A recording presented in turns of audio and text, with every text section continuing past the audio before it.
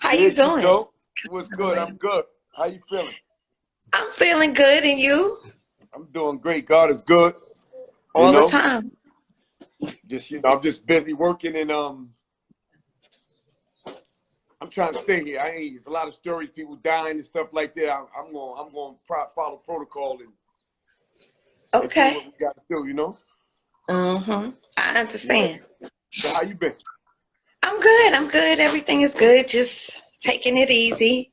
Uh You huh. know, staying, trying to just, Yeah. keep my social distance from people, There, there just, you and go. that's it. Well, I want to say rest in peace to because I know you had somebody in the family that passed away like a week ago or something, right? Yes, yes, yes. Thank you. Yeah. Thank Yeah. I lost two you. family members too. So many people passing away with all this, this COVID-19, but people not taking it serious, but they need to. Not wearing masks, gloves is really serious. You can die from it. I'm an essential worker. People just really don't take it serious like they should. Hmm. Yeah, I lost two family members myself, you know. Uh-huh. And one was in prison. He had 8 years. He's supposed to come home this June. Right when the corona thing hit, he died. And then my uncle died. So I'm like, wow, you know? Yeah.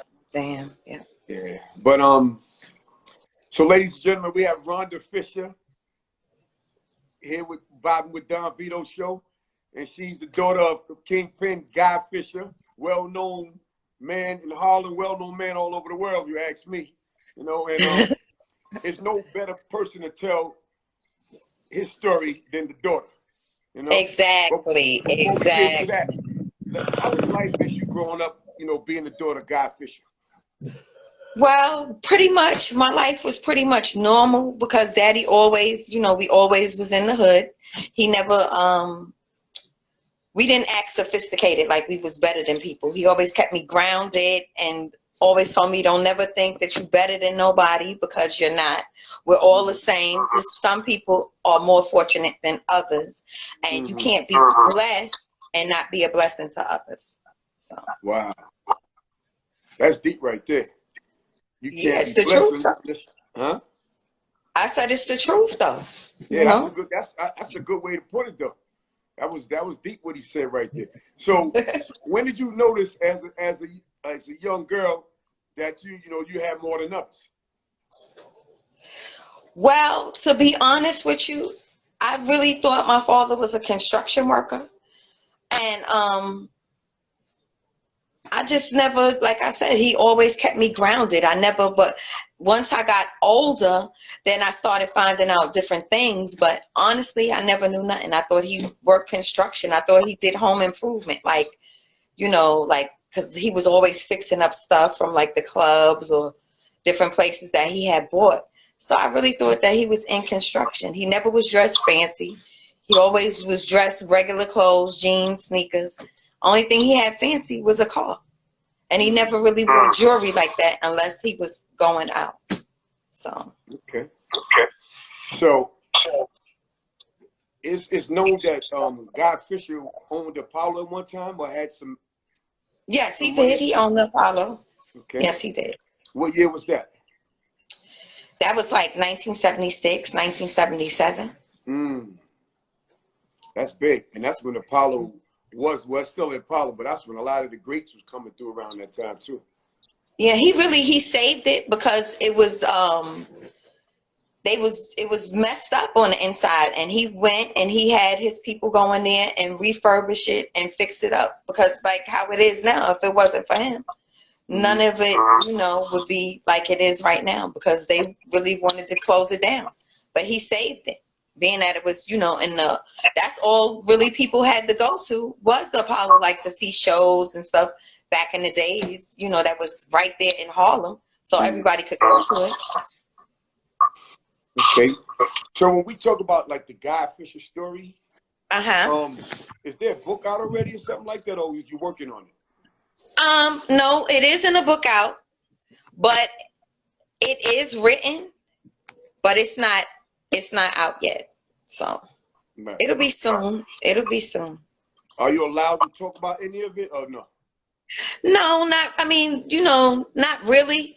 But it all depends on what it is you want to ask me, and then I'll tell you whether I can Okay. or So, I can't. so as a young girl, did you see any, of what he was doing growing up and stuff like that? Like, even I know you thought he was a construction worker, but did you see like people coming around him? I mean, did him, just because he's famous, My dad, it was always people around, but see, everybody that was around was family. Dad always been big on family. So, it was a lot of people coming around but like I said, it was all family. It was like whoever was around, you was considered family. We didn't have no company at our house. And if you did come to our house, you was family to us. Certain things that's just, I still live by to this day on certain things that he tells me. And, and I respect that because he's right.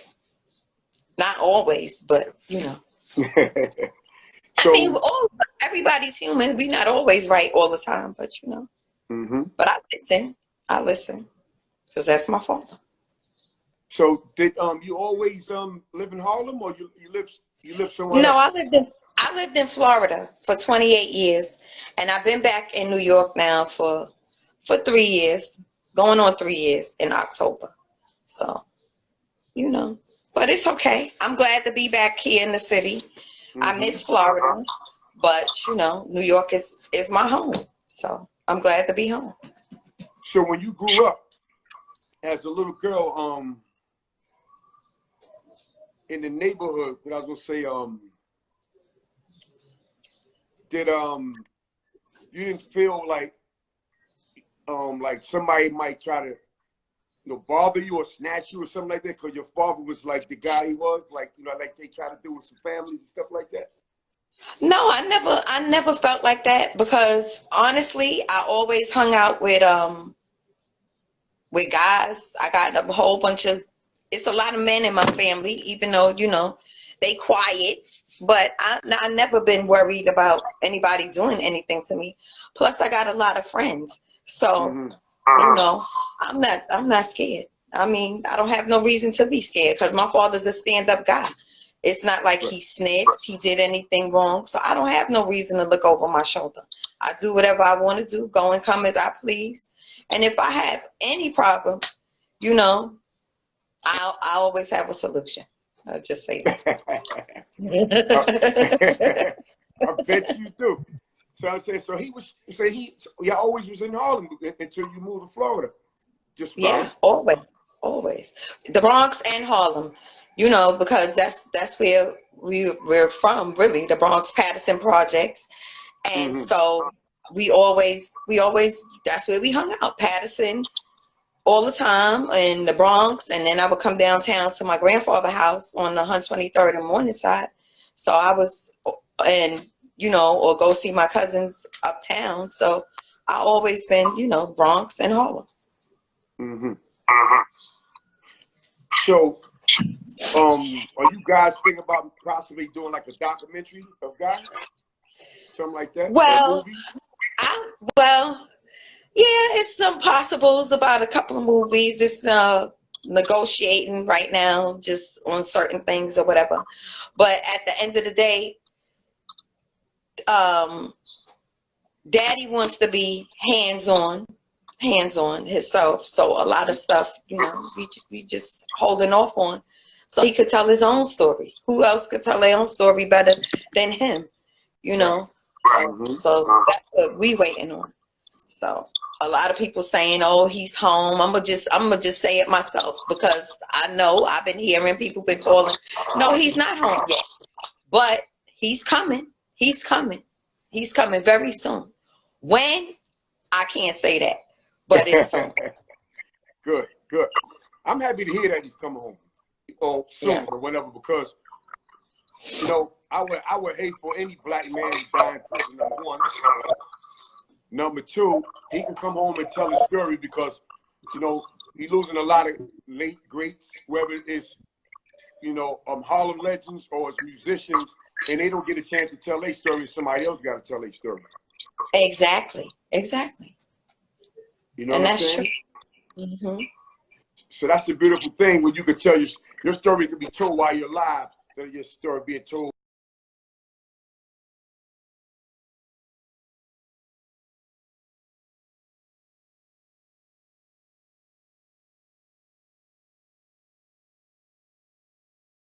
Instead of your story being told while you 6 feet under.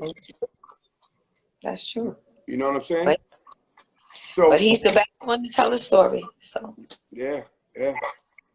So have you ever been in trouble before?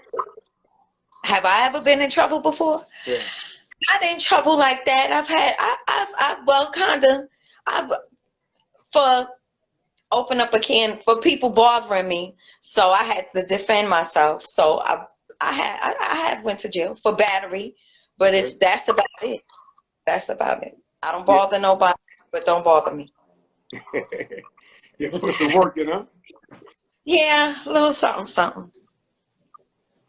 All right, so you and Fredell Myers, y'all real like sisters. Yes, we are. Yes, we are. She created this foundation, Invisible Child, and I really think that it's wonderful because I always felt like, who else is like me? Like, my father been in jail since I was 12. I'm 49. I'm about to be 50, and so to be a part of this is like a big thing. To be able to talk, to mentor, to help these kids, help them go to college, do different things. That's a big deal because everybody needs someone to talk to. And like when all of that occurred, you got to stay with different family members. People treat you different because my father's not there. So you really starting to see who is who. Mm-hmm. So me and her, we really bonded. That's my girl. I love her to death. And I'm this foundation is good because these kids, they really need, everybody needs, little kids, they need guidance. It takes more than just the parents to help them. It's other people around too that's supposed to help with the kids as well. If you see something's not right, or if you can do something to help them, help them. A kid is innocent. They didn't ask to come here, but happens.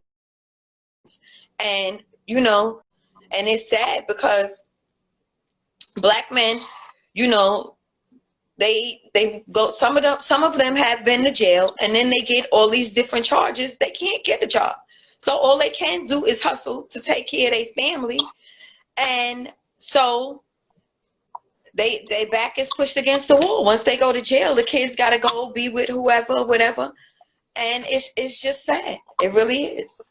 It really is. So how old were you when your father first went to prison? 12. 12? Yeah. And how was your experience when you went there? How did you feel like when you went to see him? When I went to see him, I was like scared, nervous, because I never been in a jail before. Mm-hmm. So it was just like something new to me, but I didn't think that he would be in there as long as he's been. I thought that he would just be there for a little while. But even though he's been there for 38 years or whatever, our relationship is excellent. And so God bless. We always been close. So he guided me and molded me too into the woman that I am. Yeah, I've made mistakes growing up or whatever, but through it all, I wouldn't change nothing because I'm the woman that I am.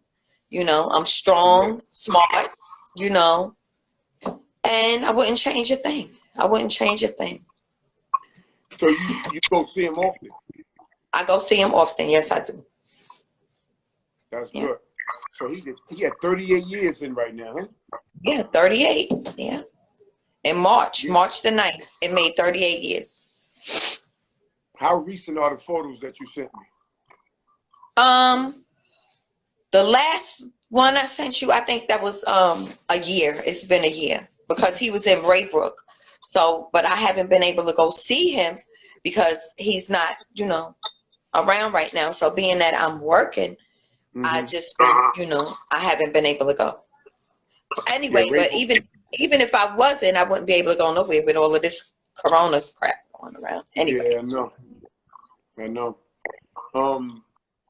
He looked good. Yes, if that picture's a year ago, he looked good. Yeah. He looked, He does. I say yeah, he does. Black don't crack. I Yeah. know. He's glad to come home too, boy. Yes, yes. You know. Just wait. He just waiting patiently. He waited all this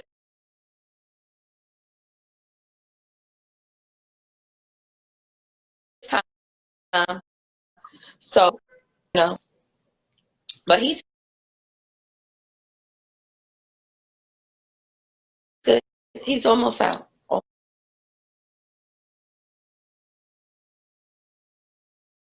He's almost out. Almost. Yeah. Yes, for 38 years, it's 38 years. That's it. That's You it. know what I'm saying? And he looked good. He stood tall. You know what I'm saying? He ain't telling nobody. You know, so he come home, he can just chill and enjoy the rest of his life. Yes. Praise the Lord, you know? That's it. He's a very strong man. Even though they got him physically, they never had his mind because he's very, very smart. So, you know, even though he's been there a long time, he's good, very good. He got jokes, all of that. He amazes me at how strong he is. And that's why a lot of times I don't complain about nothing. I just take the good with the bad, because if he can deal with that and don't complain, then the little bit of stuff that I go through is nothing compared to that, because I'm free, I'm alive, and anything else could be changed. Anything that I can change will be changed if I.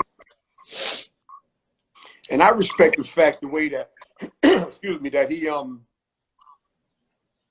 know, living the life that he lived, and he always kept it away from his daughter. You know, like you say, he thought he was a construction worker, so you ain't get to see like no movement and stuff like that. You know? No.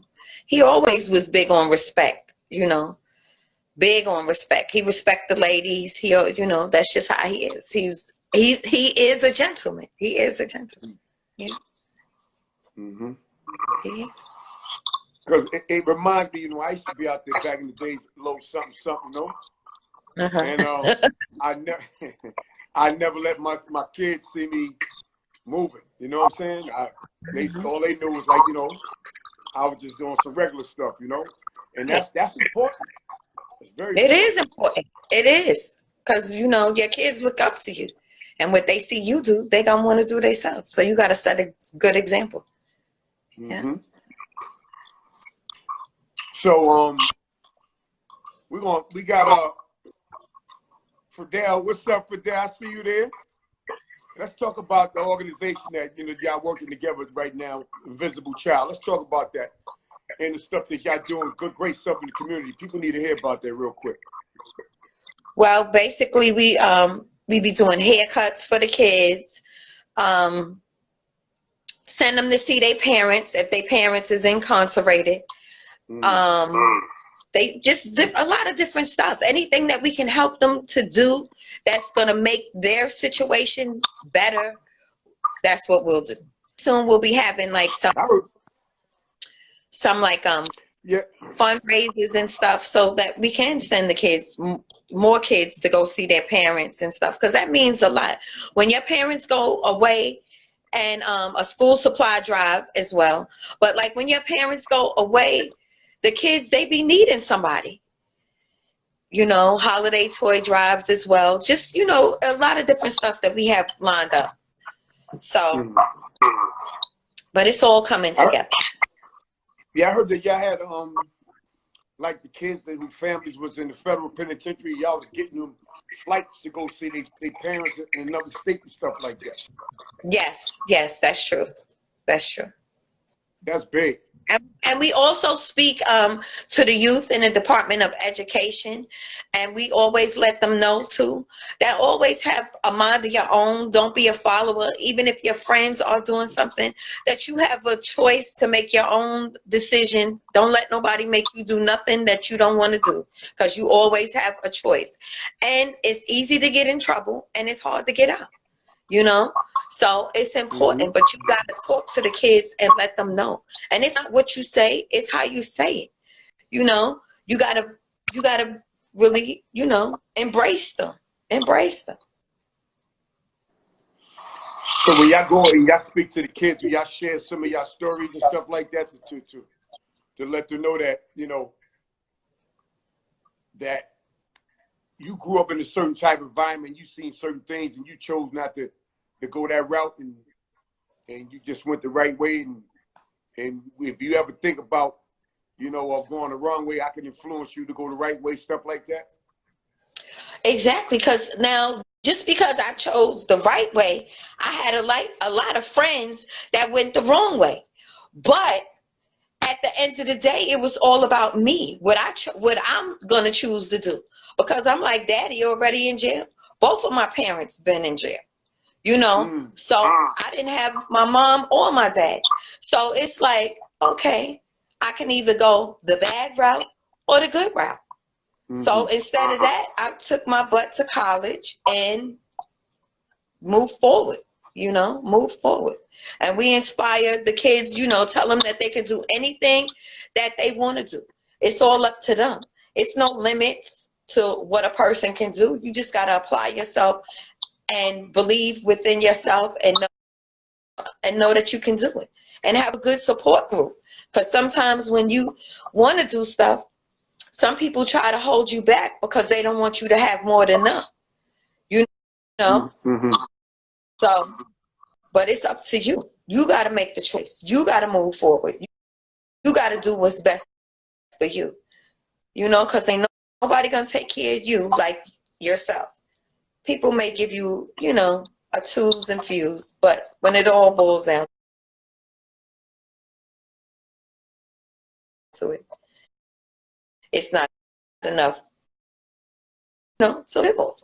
So in order for that, you got to elevate your mind and empower yourself, and just put your best foot forward. You got to make sacrifices. What you need, not what you want. People be caught up in keeping up with other people, and that's not. You got to live for yourself. Stay in your lane. What's for you? Yes. Yeah. Let me ask you this question. My mom went to jail too. How did you feel growing up a young girl and both of your parents are gone? I was gone, like passed away, but honestly, I missed them, but I didn't feel any kind of way, because my grandmothers, they were some strong Black women, so therefore they kept me. Well, really, my dad's mom, and so she was like my mother. She was like my mom. She was there for me through everything. So it just, I was like, so I had a lot of love from her, and people used to think that I was her daughter, So, but I was fine. And no, I never was embarrassed or nothing like that, because I didn't have a reason to be embarrassed. That's how I felt. It is what it is. He was just trying to take care of his family. Right. And that's so, no. Never was embarrassed. Do you have any siblings? Yes, I have siblings. Okay. So, yeah. What's that address? I think Fredell put on 115th Street. Where's it at again? Tell everybody. It's 2 West 115th Street, and that's the community center in Fort projects between, that's Fifth and Lenox. 115th between Fifth and, between Fifth and Lenox. And how many days are you open? Well, really, they open almost every day for the children. Every day the community center is open, but it's not open now. But it's a good thing because the kids love to come there, love to spend their time and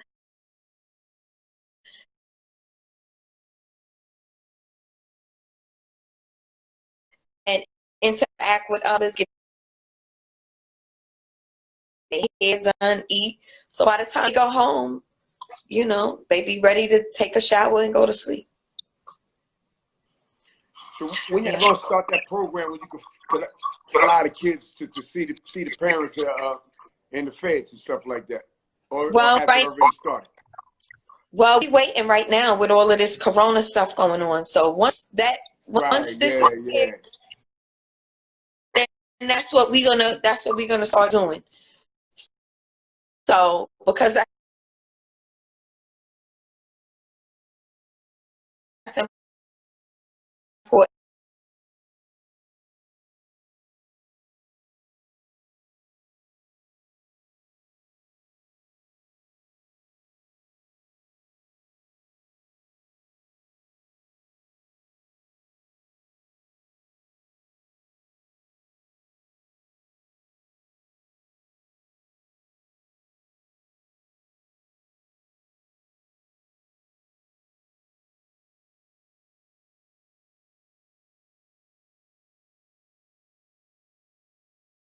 They need to just take you straight up there. We're not flying kids to federal penitentiaries and all that stuff. That's big. And we normally meet at that center on Wednesdays, the 2 West 115th Street. But like I said, it'll be after the coronavirus is cleared. So I seen you braid little hair and all that. You got some skills in it. A little something, something. It ain't like I could open a beauty parlor, but a little something. Nothing major. So it was all right. It was okay. Just a few corn. He looked like he was comfortable. The one you was braiding his hair, he looked like you knew what you was doing. He was comfortable. Yeah, and we have a van for like local state prison visits. So right now, we just, like I said, we just waiting for all of this to clear up because there's nothing that we could do right now. Nothing. Oh, so y'all pretty set up. That coronavirus, man, that thing messed up a lot of stuff for me. It did. Even though I feel it's man-made, but Yeah. I feel the same way you do, to be honest with you. To depopulate the community. I said to depopulate the community, it's sad. It's sad. So many people died over this. People ain't even have a proper funeral. And it's really sad. It really is. It really is. So my condolences to their family. They talk about a second wave. Yeah, and second wave coming. If it's a virus. Yeah, because they want to rush and open everything up, and they don't need to open it. They need to wait. Even though you get with the people, they say stay in isolation for 14 days. You still have the antibodies in your system for 30-something days. So people really need to just stay in the house. It's population control. People need to really just stay in the house, period. Because it's serious. It really is. It really is. Well, tomorrow will be 85 degrees. I know. Watch. And people going to want to come outside. It's going to be a mess. It's going to be a mess. It's going to be serious. It is. It really is. And they think it's a joke. No mask, no gloves. That shit ain't no joke. It's serious. It really is. But I already see it going on already, That's why I'm shaking my head, it's like, we don't get it. Yeah, You know what they I'm don't saying? know. They don't want to get it. That's why. One thing about it, a lot of people, and I hate to say this, a lot of people be thinking things is a joke, and they don't comprehend certain stuff. They take stuff as a joke, and it's not. You know, it really is. Mm-hmm.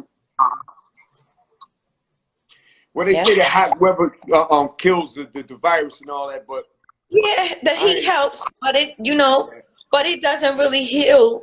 What they just need to stay in the house. They really do. They walking around, no mask, no gloves. That's why they finding people now. You know. Yeah. In October, they get over 300 million vaccines, and they ordered with trackers built in the back injections. So it's a lot of stuff. So that's why it's just best to stay in the house, because to just stay free. What you mean back injection? Vac infections, like Okay. when basically like to put the chip in other words. Mm-hmm. So you gotta be careful. You gotta be careful. A lot of people ain't paying attention, but you gotta stay woke. Yeah. Once you and your family has been affected by it, they take it, it's serious. It's serious. Yeah, and the robbery count is at an all-time high right now too. Unbelievable. It's unbelievable. It really is. Really is. They run down on people with the mask and all that, Yeah, it's important. It really is. It's dangerous out there. So what's the links for the Invisible Child? So just in case people, I see a lot of people who are watching, they want to know how to get in touch with y'all, because this is important. It's www.invisiblechild.com. www.invisiblechild.com. And then you also have the Instagram page too, right? Yes, Invisible Child. So listen, I wanted to thank you for coming to the show.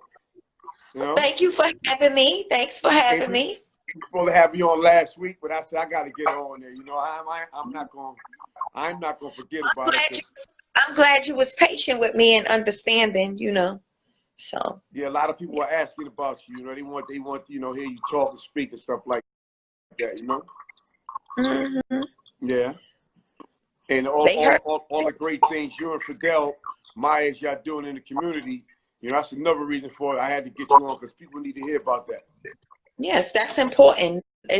It's much needed. This should have been established years ago, like when all of this first happened with me and Fredell. That way, we would have it would have been a bigger thing. It would be, even bigger than, right now. It would really be like popping. But it's all right. It's the beginning, but it's the start of much needed. But it's like a real, a fascinating type of a thing, because we got the daughter of Freddie Myers. Right. And we got the daughter of Guy Fisher teaming up to save the world. You know what I'm saying? Exactly. Community. Give back. It's important. You gotta give back. Story right there too. Yeah, it's very important. Yep. Just the smallest little thing that I may say to somebody, it may really take them a long way. They'll always think about it, and I'm always willing to listen. And I'm never too busy to hear what somebody's got to say, because at that moment I could be helping them in a life-changing situation. So it may be a few minutes, but I don't mind to give my time if I can help somebody. Mm-hmm. So that's important. So if your dad gets the movie, are you gonna try to get one of those? I would like to. Yeah, that would be nice. Yep. Yeah. So Can't nobody play the daughter like you. You know what I'm saying? Right. That's true. That's true. Right? That's true. You Yes. know, I might want to try to get. I might audition too. You know, I might one of the dudes out there who was rocking. You know, with him. You know. Uh-huh. You know, real Harlem dudes. You know. Now, Yes. anyway, it was a pleasure talking to you. Oh, it's great talking to you too. Now I'm gonna have to team up with you and Fredell. I'm gonna have to come over to 115th Street, you know, and come over there and show some support also, you know. That's it. That's it. Because the kids are our future. So if we don't guide and protect them and get them in their right mind, you know, then it's just gonna be a whole nother waste. Like some of these kids are right now. Some of these kids is out of control. No manners, no respect, and it gotta stop. Because I wasn't raised like that. But you know, so like I said, the kids are our future. Exactly. Yeah. Exactly. Yeah. All right. So look, we want you to have a wonderful day. You too. And thanks for having me. Absolutely. I'm gonna see y'all real soon. Trust me. When this thing Okay. cool off a little bit, I'm gonna pull up, and whatever y'all need me to do, I'm there. I'm your man. Okay. Appreciate that. Well, thank you for coming to my show, Vibing with Don Vito. We need y'all to go to the YouTube channel and subscribe and hit that like button. Okay? Rhonda. Yes. Have a beautiful day. You too. Thank you. All right. I'll see you soon. Okay. Bye-bye. Bye-bye.